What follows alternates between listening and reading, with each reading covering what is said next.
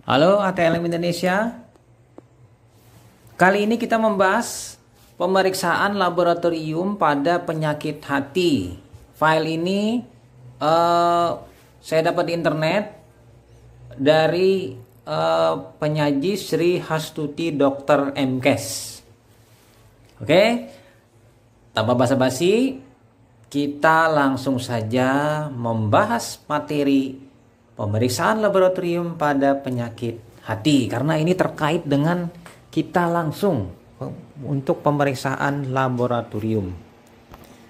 Nah, ini kita bisa melihat ini adalah gambar atau struktur dari hepar atau hati. Nah, kita lihat dulu pendahuluan. Hati merupakan organ vital tubuh. Ya kan? Fungsi hati sangat kompleks, antara lain pertama sintesis, misalnya pada glukogenesis, pembentukan glukosa, ya kan? Glukogenesis, harusnya glikogenesis, ini pembentukan glikogen. Albumin, alfa dan beta globulin, depo plus aktivasi vitamin ADEK B12. Jadi tempat depo ini tempat penyimpanan dan aktivasi vitamin tersebut di dalam hati. Depo mineral FeCu, jadi juga mendeposit besi dan tembaga. Detoksifikasi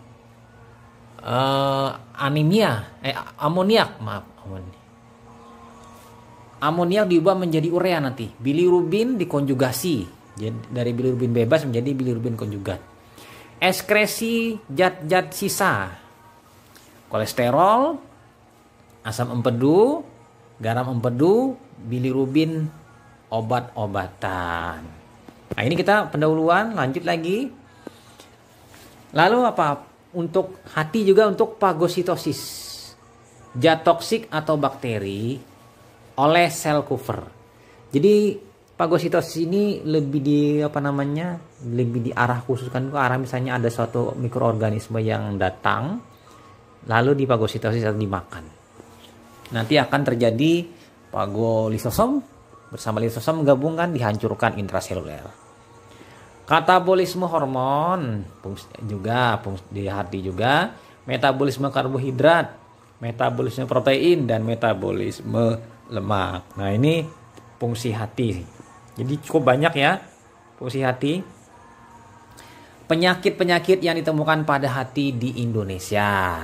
Nah, ini pertama yang paling terbanyak infeksi virus. Misalnya virus hepatitis A, hepatitis B, hepatitis C, atau virus hepatitis yang lain. Jadi VHB, PHA, PHC. Proses imunologis. Kemudian infeksi bakteri, parasit. Nah, yang paling banyak itu parasit, salah satunya misalnya Plasmodium. Plasmodium awal-awalnya dia ke hati dulu. Nah, atau parasit misalnya yang cacing atau yang sejenis cacing lah yang menginfeksi pada hati, Fasciola hepatica. Perlemakan hati oleh obat atau toksin, toksik ini. Perlemakan hati. Kelainan hati, hepatitis akut kronis, sirosis hepatis, steatosis, abses. Nah, ini kelainan lain. Lanjut lagi skema penyakit hepatitis. Virus hepatitis yang utama itu adalah A, B, C, D, E, G. Itu adalah tambahannya. Yang mana virus hepatitis menyebabkan hepatitis virus akut atau nanti hepatitis virus kronis. Bisa sembuh atau kronis nanti. Nah, yang kronis inilah yang akan persisten nanti. Nah, obat-obat itu menyebabkan drug induced hepatitis, hepatitis yang akibat pengaruh dari obat. Lalu alkohol, peminum alkohol berat itu nanti perlemakan hati nanti. Obesitas, diabetes mellitus dan lain-lain menyebabkan perlemakan hati. Fatty liver, steatohepatitis, ASH, NASH. Nah, ketiganya ini akan terjadilah disebut penyakit lanjutannya berupa hepatosirosis. Hepatosirosis, terjadi sirosis, lalu terjadilah keganasan sebagai kelanjutannya dari hepatosirosis. Pindah. Pemeriksaan terhadap penyakit hati. Nah, ini hasil pemeriksaan harus dapat menjawab 3 masalah. Pertama, apakah terdapat penyakit hati? 1. Ada atau tidak? Apa penyebabnya apabila ada? Lalu, bagaimana derajat penyakitnya? Apakah itu ringan, sedang, berat, atau bagaimana itu? Nah, ini harus ada 3 jawaban ini. Lalu, apakah terdapat penyakit hati? Nah, ini yang pertama kan pertanyaan tadi. Pemeriksaan klinis. Diperiksa fisiknya dengan meraba di wilayah perut di hepar, lalu anamnesa, kemudian melihat sklera kulit, mata, apakah ada ikterus, kemudian dibantu nanti dengan pemeriksaan fungsi hati rutin. Pemeriksaan laboratorium, bilirubin plasma, ALT, AST, yaitu enzim transaminase atau enzim transferase. 2 enzim yang saling terikat untuk dipanelkan sebagai pemeriksaan panel fungsi hati. ALP, alkali fosfatase plasma juga diperiksa, gamma GT, gamma glutamil transferase di plasma, urobilinogen, bilirubin urin, jadi keduanya diperiksa di urin. Kemudian protein plasma untuk melihat penurunan dan kenaikan dari total protein, albumin, dan globulin. Mungkin salah satunya nanti difraksikan dalam bentuk elektroforesis protein. Lanjut. Nah, ini yang kedua. Apabila sudah terjawab di nomor 1, yang kedua, apakah penyebabnya? Penyebabnya apa? Dari pemeriksaan klinis apa misalnya. Kemudian pemeriksaan hati rutin, pemeriksaan lab khusus, alpha 1 antitripsin misalnya, alpha petoprotein, seruloplasmin, marker hepatitis, imunoglobulin, autoantibody. Ini adalah kelanjutan dari pemeriksaan lab yang umum tadi. Lanjutkan, ya, 3 ini masuk ke pemeriksaan khusus. Nah, seperti yang tadi disebutkan, alpha 1 antitripsin, alpha petoprotein, seruloplasmin, marker hepatitis, atau imunoglobulin atau autoantibody. Nah, dilanjutkan dengan temannya laboratorium, yaitu radiologi, kolangigrafi, scan, misalnya CT scan, ultrasound, USG misalnya, tomografi, CT scan, atau misalnya MRI nanti misalnya. Lalu ada juga biopsi hati. Hati dibiopsi untuk dilihat sel-selnya, biopsi hati. Lanjut. Nah, kemudian ini teman-teman, pertanyaan yang ketiga, bagaimana derajat penyakitnya? Nah, ini pertanyaannya. Lalu kita bisa melihat perjalanan penyakitnya, yaitu dengan memeriksa albumin plasma. Apakah albuminnya itu turun drastis atau turun sangat rendah? Lalu faktor pembekuan, apakah dengan rusaknya atau gangguan pada hati itu akan mengganggu produksi faktor-faktor pembekuan darah yang berakibat nanti terganggu jalur-jalur kasket pembekuan darah, baik jalur intrinsik, ekstrinsik, atau jalur bersama. Ureum plasma, jadi dengan gangguan hepar tadi apakah tersintesis urea, misalnya kadarnya menurun urea tadi, berarti kan sintesisnya menurun. Nah, kemudian amonia darah, akibat ureum menurun, sintesa tidak terjadi, maka banyak produk-produk amoniak yang tidak terubah. Nah, itu akan menyebabkan amonia akan naik dalam darah. Amonia bersifat toksik dan amoniak itu menaikkan pH darah. Ini risikonya alkalosis nanti. Alkalosis metabolik. Nah, lalu tes fungsi hati. Sampelnya itu darah. Tujuannya antara lain mengukur kadar enzim yang terkait dengan kelainan hati. Nah, contoh sekarang. 1. Alkalin fosfatase. Itu nilai rujukannya 20-100 mikro per liter. Enzim yang dihasilkan oleh hati, tulang, dan plasenta. Jadi pada usia pertumbuhan enzim ALP ini meningkat.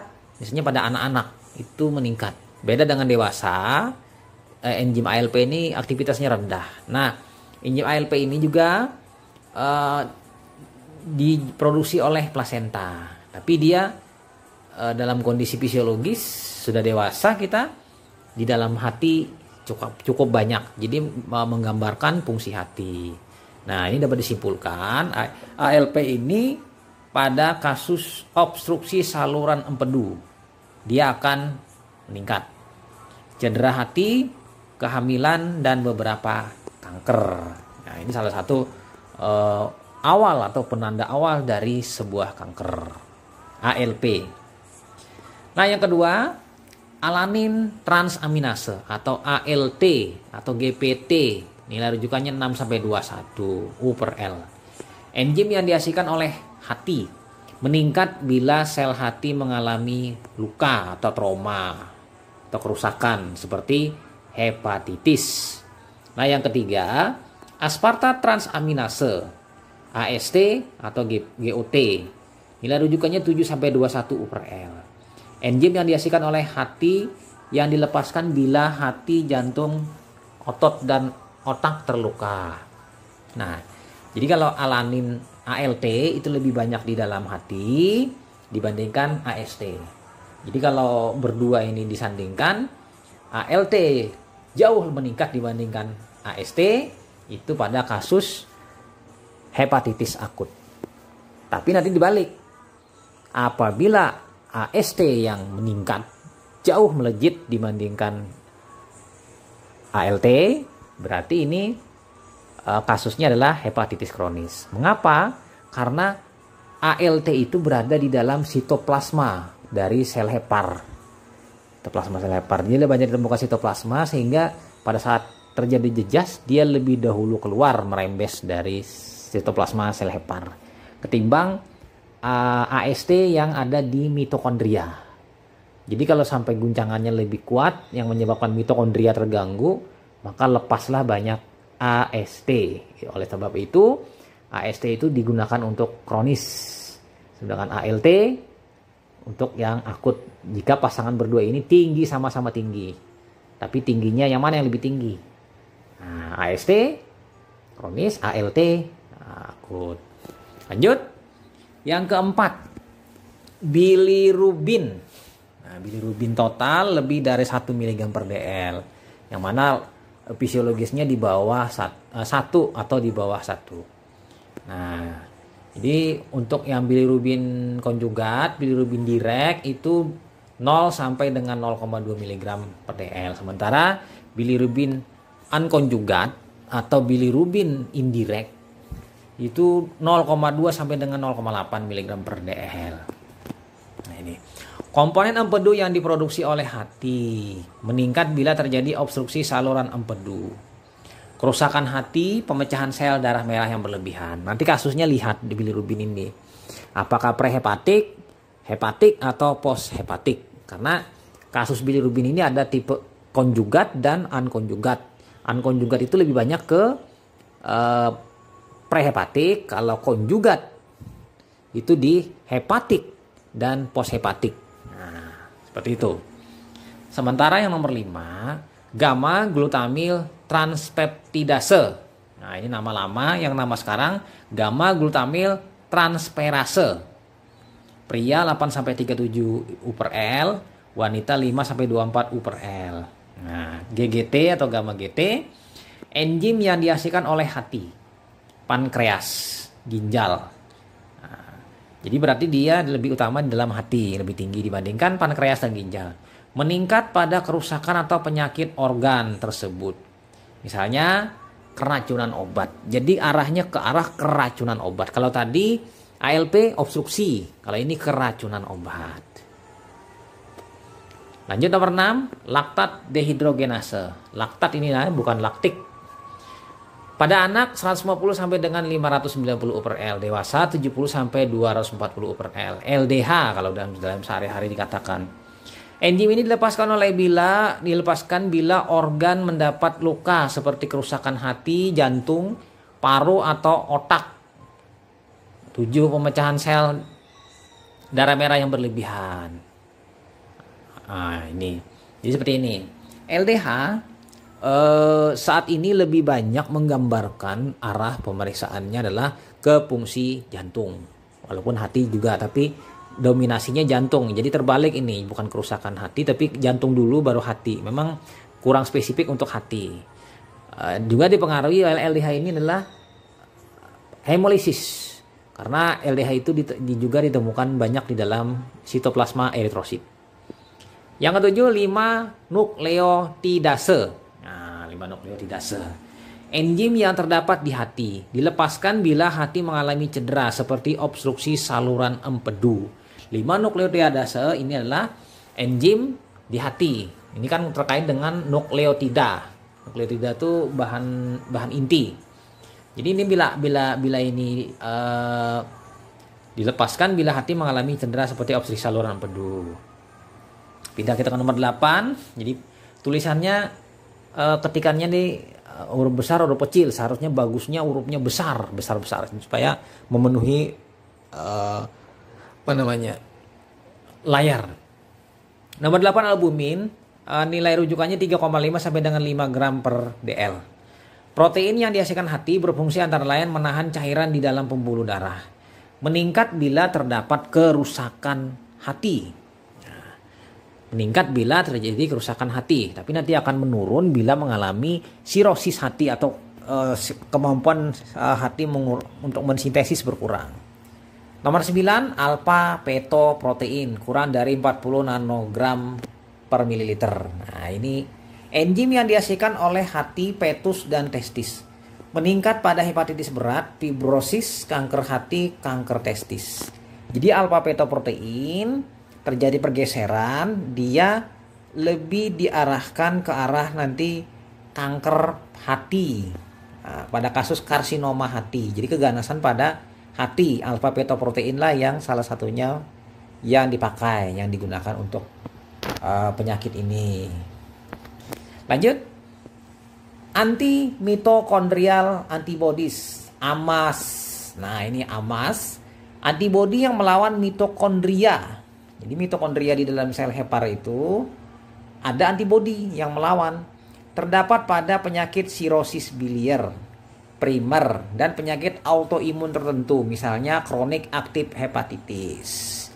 Jadi nanti antibodi yang melawan atau menghancurkan mitokondria. Jadi mitokondria akan mengalami kerusakan. Nomor 11, prothrombin time atau PT atau PPT. Nilai rujukannya 10 sampai 15 detik. Waktu yang diperlukan darah untuk membeku. Jadi prothrombin time ini waktu pembekuan darah. Jadi pembekuan darah salah satunya dipengaruhi oleh prothrombin, walaupun juga ada fibrinogen. Ini prothrombin yang diukur. Nah, dipengaruhi oleh vitamin K, yaitu faktor 5 juga, faktor 7, prothrombin, dan fibrinogen. Apabila terjadi penurunan, berarti terjadi pemanjangan PT. Pemanjangan PT ini berarti vitamin K, faktor 5, faktor 7, faktor 1, faktor 2 ini sintesisnya menurun. Nah, seperti itu. Jadi terkait juga dengan sintesis faktor-faktor pembekuan darah. Lanjut lagi, tes laboratorium diagnosis hepatitis viral. Jadi infeksi virus hepatitis ini ada beberapa uji laboratorium. Jadi pertama, bertujuan mampu membuat diagnosis hepatitis virus atau viral, akut, dan kronis. Jadi mampu membuat diagnosis, ini apakah hepatitis akut, ini apakah hepatitis kronis dari hepatitis virus. Kedua, mampu memilih tes laboratorium yang berguna untuk memantau perjalanan penyakit. Jadi mampu memilih tes laboratorium yang berguna untuk memantau perjalanan penyakit. Di sini dipilih yang mana yang ideal untuk memantau perjalanan. Prognosis penyakit hepar dari hepatitis virus. Nah, pertama kita bahas hepatitis akut. Kadar transaminase meningkat 50 sampai dengan 100 kali dari nilai normal. Ya, bisa sampai segitu, bahkan lebih. Mungkin sampai 200. Nah, mungkin. Hepatitis kronis lagi. Nah, hepatitis kronis itu peningkatan transaminase sebagaimana dengan hepatitis akut. Biasanya ALT meningkat lebih tinggi dari AST, kecuali pada penderita yang jelas sirosisnya biasanya rasio yang terbalik. Nah, ini berbeda tadi ini. Jadi aneh ini, ALT meningkat lebih tinggi, seharusnya AST. Atau biasanya bersama-sama beriringan. Gamma GT dan alkalin hanya meningkat pada keadaan yang berat. Fosfatase alkali, ALP. Nah, sementara bilirubin serum biasanya normal, kecuali bila terjadi liver failure, gagal hati, atau ada penyebab lain. Nah, penyebab lain. Pindah lagi. Nah, ini tes virologi pada infeksi virus hepatitis B. Nah, yang pertama kita lihat dulu di atas. Hepatitis B akut, ABSAG positif, antinya negatif, anti HBC total positif, IgM anti HBC positif, HBeAg anti HBe positif atau positif, HBV DNA positif. Ini bila infeksi hepatitis B akut. Tapi biasanya sih tidak selengkap ini periksanya. Biasanya cukup sampai di HBsAg sih biasanya. Untuk penyaringnya dulu. Nanti lanjutannya di yang lain. Hepatitis B kronik. Nah, ini yang kronis. HBsAg tetap ada karena penanda awal untuk hepatitis B. Anti HBC, anti HBs maksudnya positif atau negatif. Jadi bisa ada, bisa tidak ada. Sementara anti HBC total positif. IgM anti HBC negatif. Memang karena IgM itu adalah kasus akut. Jadi pada kasus kronis dia akan hilang. HBeAg anti HBeAg itu positif atau negatif per negatif. Jadi maksudnya karena HBeAg atau HBeAg ini adalah envelope penanda replikasi virus, dia kronis ini bisa positif bisa negatif. Sementara HBV DNA-nya, virus DNA-nya, partikel DEN-nya yang DNA-nya itu positif. Nah, sementara pengidap atau karier ini orangnya sehat-sehat saja, tapi dia pengidap hepatitis B virus. ABSAG positif, tapi dia sehat, tidak ada gejala. Anti HBsAg positif atau negatif. Anti HBC total positif. IgM anti HBC negatif. Sementara HBeAg anti HBeAg itu negatif garis miring positif. Jadi HBeAg-nya negatif tapi antinya sudah terbentuk. Hepatitis B DNA itu negatif atau positif atau sangat rendah bila positif. Nah, sekarang pindah ke vaksinasi, divaksin. Apabila divaksin, maka hanya anti HBs saja yang positif. Yang lain semuanya negatif. Nah, kalau sembuh setelah sakit, itu anti HBs positif karena sebagai pelindung. Dan anti HBC total juga positif. Berarti pernah kontak. Sembuh ini pernah kontak dengan HBC, core dari antigen hepatitis B virus.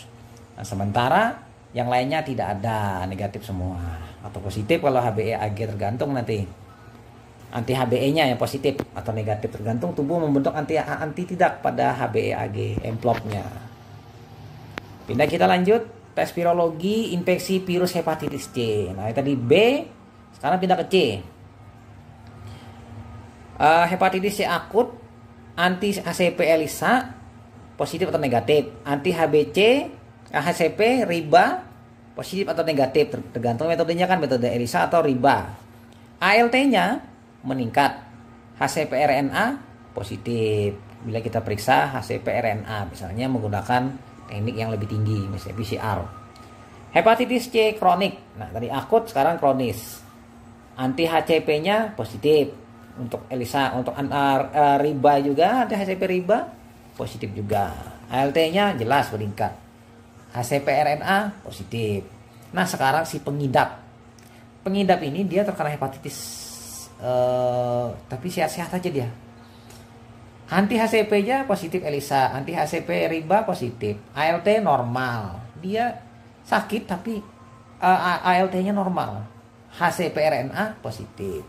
Jadi itu perbedaannya nanti dengan yang si kronis, pengidap dia sehat, terlihat sehat tapi dia positif. Nah, sembuh itu berarti dia ada anti HCP ELISA dan anti HCP riba. Jadi keduanya ada positif. ALT-nya normal. Nah, perbedaannya dengan si pengidap, HCP-RNA-nya dia negatif. Begitu diuji perbedaannya. Sekarang false positif. Anti HCP positif, anti HCP riba negatif. Jadi ELISA-nya positif, ribanya negatif. Hanya itu saja perbedaannya. Sedangkan ALT normal, HCP-RNA negatif. Ini false positif, kesalahan di HCP ELISA. Lanjut lagi, perlemakan hati. Kita pindah. Tadi kita virus, sekarang perlemakan hati. Penimbunan lemak dalam hati, perlemakan hati itu. Jadi di dalam hati itu banyak lemak yang ditimbun. Infiltrasi sel lemak ke dalam hepatosit. Sel lemak ke hepatosit. Penyebabnya adalah alkohol, diabetes mellitus, obesitas, dan lain-lain. Nah, gejalanya ringan atau radang atau steatohepatitis. Steato itu artinya lemak, perlemakan hati. Penyakit hati kronis berat atau sirosis. Ada lagi. Nah, ini hepatitis. Dalam kondisi hepatitis, healthy liver seperti ini. Kemudian apabila kena inflammation of the liver itu terlihat seperti gambar yang di bawah. Pada kedua lobinya. Pindah. Tes laboratorium diagnosis perlemakan hati. Nah, perlemakan hati. Pertama, kenaikan transaminase AST dan ALT. Ringan sampai sedang. Bila berkembang menjadi steatohepatitis, maka transaminase AST dan ALT meningkat. Nah, kemudian fosfatase alkali dan gamma GT meningkat juga. Jadi AST ALT meningkat, ALP GGT juga meningkat. Tes laboratorium pada ikterik. Nah, ikterik ini kuning atau jaundice, kuning. Urin, nanti urin ditemukan bilirubinuria, ditemukan bilirubin dalam urin. Feses, nah, mungkin tergantung nanti apakah fesesnya pucat. Nah, serum biochemical test. Nah, diperiksa dalam kimia klinik yaitu bilirubin total, direct dan indirect. Maka ini akan meningkat tinggi dan larutannya akan terlihat warnanya merah, tidak seperti kondisi normal. Merahnya sangat mudah mendekati ke kuning-kuningan. Ini merah, memang seperti merah sirup. Pada larutan uji dengan menggunakan konjugasi asam glukuronat, konjugasi metode Wellong-Skande dan Jendrasegrove. Asam sulfanilat dan natriumnitrit terbentuk warna merah. Kemudian transaminase GOT GPT juga meningkat. Albumin turun sementara ALP meningkat. Nah, gambaran hematologi kita bisa melihat hematologi adalah hemoglobin, WBC, platelet. Ini juga menentukan nanti apakah nanti anemianya anemia hemolitik, anemia hemolitik, maka HB-nya rendah atau turun karena berarti anemia hemolitik ini adalah hiperbilirubinemia unconjugate atau prehepatik. WBC platelet juga berpengaruh nanti apakah dia turun, biasanya cenderung turun. Proton time. Nah, PT sebelum dan sesudah diberi vitamin K intramuskular diperiksa. Apabila diberi vitamin K tidak bereaksi, tetap memanjang, berarti bukan dari pengaruhi dari vitamin K tapi karena sebab lain. Lanjut, sirosis hati. Nah, sirosis hati itu apa? Kerusakan arsitektur hati, penimbunan jaringan ikat, pembentukan nodul. Jadi sel hati sebagai sel hepatosit yang fungsional itu digantikan oleh jaringan ikat atau jaringan parut. Jaringan ikat atau jaringan parut ini tidak fungsional melakukan metabolisme sebagaimana layaknya sel hepatosit. Sehingga terjadi nanti namanya sirosis, kemunduran dalam bermetabolisme hati. Bentuk klinis ada dua, laten dan dekompensasi. Nah, laten ini panjang, lama, atau telah terkompensasi berupa dekompensasi. Nah, ini contoh struktur hati yang mengalami sirosis. Secara struktur dia tidak lagi mulus seperti halnya hati yang gambar sebelumnya, tapi ini kayak sejenis berbiji-biji, ya, mirip kayak daging, bukan sebagai hati yang mulus. Nah, ini hepatitis kronis hati akan tampak seperti itu. Ada gangguan. Nah, apabila liver cirrhosis dia berbiji-biji. Ya, about 25% chronic hepatitis pasien will develop liver cirrhosis. Jadi pada 25% kasus hepatitis kronis akan berkembang menjadi sirosis hati. Nah, yang nomor 3, liver cancer. Jadi kanker hati. 3-5% pasien dengan liver cirrhosis, jadi orang yang kena sirosis tadi akan berkembang menjadi kanker hati beberapa tahun kemudian. Nah, seperti itu. Jadi bersambung dari chronic hepatitis geser ke liver cirrhosis, bergeser ke liver cancer. Nah, ini gambar liver normal, dia mulus dan licin. Sementara liver dengan sirosis dia berbintik-bintik atau berbiji-biji. Karena itu tidak sel hepatosit yang fungsional. Nah, karsinoma hati seperti ini gambarnya. Hati mengalami karsinoma. Nah, untuk tes laboratorium pada sirosis hepatis, 1, fase laten. Nah, laten ini. ALT dan AST sedang meningkat. AST lebih dari ALT, gamma GT meningkat. Urobilinogen naik stabil. Dalam 2 jam sesudah asam empedu dapat naik. Kebanyakan liver function test normal. Ini normal ya. Nah, itu pada laten. Lalu berubah menjadi fase dekompensasi. Ini fase keduanya yaitu urobilinogen naik atau meningkat saat jaundice kuning, bilirubin urin positif, dan serum bilirubin meningkat karena bilirubin tidak dikonjugasi. Kemudian albumin menurun dan gamma globulin naik. Albumin kan disintesis di hepar nih, jadi turun. Nah, akibat kenaikan globulin ini terlihat berupa poliklonal antibody. Kemudian jembatan beta gamma. Nah, di situ ada gangguan. Kemudian AP dan gamma GT naik mulai dari kenaikan sedang sampai kenaikan yang sangat tinggi. AST dan ALT meningkat. Nah, meningkat dia. Perpanjangan plasma proton bintang. Jadi PT atau PPT itu memanjang pada saat kita melakukan ujinya. Jadi bekuannya yang terbentuk lambat. Tanpa respon dengan vitamin K. Jadi walaupun diberi vitamin K tidak memberikan respon pulih normal, tetap memanjang. Nah, hepatoma sekarang. Hepatoma apa sih yang pengertian hepatoma? Proses desak ruang, space occupying lesion, penyebab virus hepatitis B, virus hepatitis C, alpha toksin. Alpha toksin ini toksin jamur yang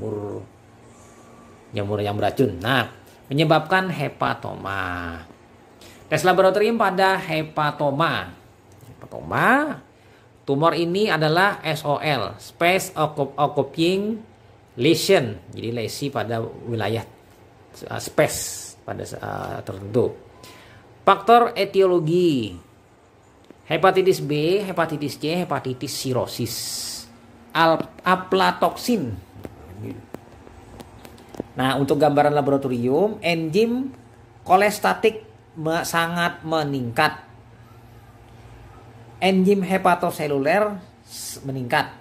Tes impair coagulation, jadi impair ya coagulation, jadi tidak cocok. Gamma globulin meningkat. Alpha fetoprotein bisa normal atau sangat meningkat. CA ini meningkat walaupun tidak spesifik. Untuk ferritin dan vitamin J juga diperiksakan untuk kasus hepatoma. Karena ferritin dan B12 dideposit di hepar. Jadi nanti dia akan terjadi gangguan karena dia tempat depositnya terganggu. Nah, pencegahan sekarang. Hindarkan kontak dengan sekret, darah, alat-alat pribadi penderita. Hindarkan pemakaian gunting, kuku, sisir, pisau, cukur bersama-sama. Hati-hati saat menerima donor darah. Lakukan imunisasi. Jadi seperti ini. Virus hepatitis B itu menular melalui tadi sekret, darah, alat-alat pribadi. Kemudian gunting, kuku, sisir, pisau cukur.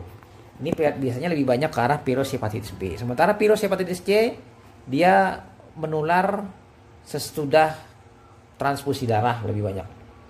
Karena kenapa? Di screening yang dilakukan pada hepatitis B, hepatitis C ada beberapa yang tidak, walaupun sekarang diwajibkan untuk screening hepatitis C juga. Nah, lakukan imunisasi hepatitis B. Nah, imunisasi sekarang kita bahas. Vaksin dengan virus yang dilemahkan, yaitu bulannya 1, 2, 3. Jadi suntik 1 bulan, kemudian lanjut 2 bulan, nanti lanjut ke 3 bulan. Lalu di booster setelah 12 bulan kemudian. Jadi nanti tahapannya berarti penyuntikannya 4 kali. Sementara vaksin dengan virus rekombinan, nah ini rekombinan kan, sama bulannya bulan 1, 2, 6, booster 5 tahun kemudian, karena ini adalah rekombinan. Nah, jadi sebaiknya dilakukan pemeriksaan adanya virus serta antinya dalam darah dulu. Jadi sebelum melakukan imunisasi, periksa HBsAg dan anti HBs. Apabila negatif keduanya, rekomendasi untuk dilakukan vaksin.